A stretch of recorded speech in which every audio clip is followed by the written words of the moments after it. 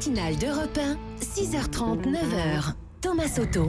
Le débrief de la matinale, les temps forts de ce que vous avez entendu ce matin sur Europe 1. Notre journaliste William Galibert était hier soir au dîner du CRIF, le Conseil représentatif des institutions juives de France.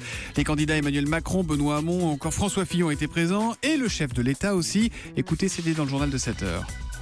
François Hollande, ravi d'avoir sous ses yeux tant de prétendants à sa succession. Sont rassemblés ici ceux qui ont gouverné hier, ceux qui gouvernent aujourd'hui, ceux qui aspirent à gouverner demain. C'est parfois les mêmes. Et au-delà des bons mots, un avertissement à 2 mois du premier tour.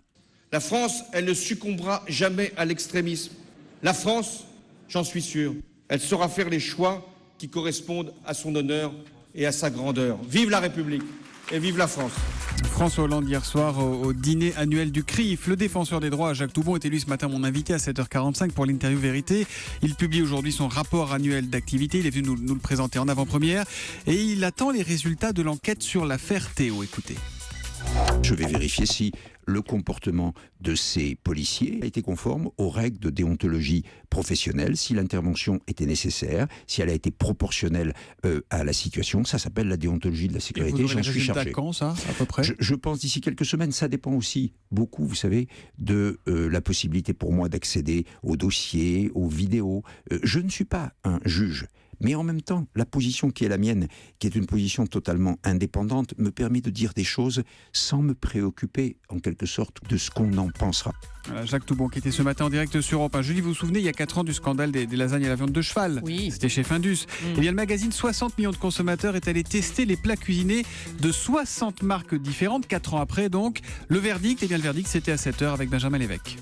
On y retrouve des fragments d'os et de cartilage. Grande marque ou non, ça touche le hachis parmentier, particulièrement les barquettes Intermarché, Auchan ou encore Leader Price, mais aussi les lasagnes et les raviolis. Et quant à la quantité de viande, c'est très variable. Entre deux références, c'est parfois le grand écart. Par exemple, certaines lasagnes comportent 25% de viande, ça c'est pour les produits tiriers, tandis que d'autres, comme la marque Carrefour, n'en contiennent que 9%.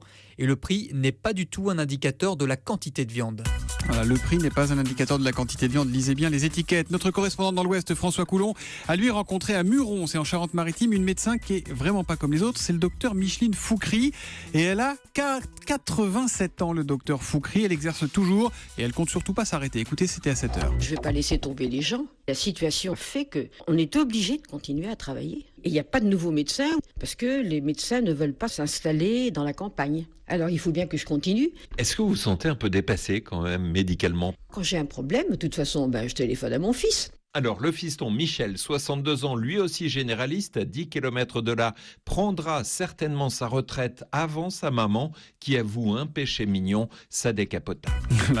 Reportage signé François Coulon. Et puis C8 diffuse ce soir à 21h La folle histoire de Florence Foresti. C'est un documentaire avec de nombreux témoignages, dont celui de Vanessa Paradis. Écoutez, c'est Eva Rock qui nous en parlait à 6h45 dans le kiosque d'Europe 1. Quand elle m'imite, elle parle comme quand je parlais quand j'étais jeune. Puis bon, elle exagère forcément. Vanessa Paradis, c'est une muse, c'est merveilleux. Je veux dire, c'est son activité principale. Qu'est-ce que tu fais dans la vie? Je suis muse. Mais c'est-à-dire? J'inspire les hommes. Voilà, donc Florence Foresti qui imite très bien aussi Vanessa Paradis. On en reparlera d'ailleurs de cette émission tout à l'heure dans le grand direct des médias avec Thomas Joubert.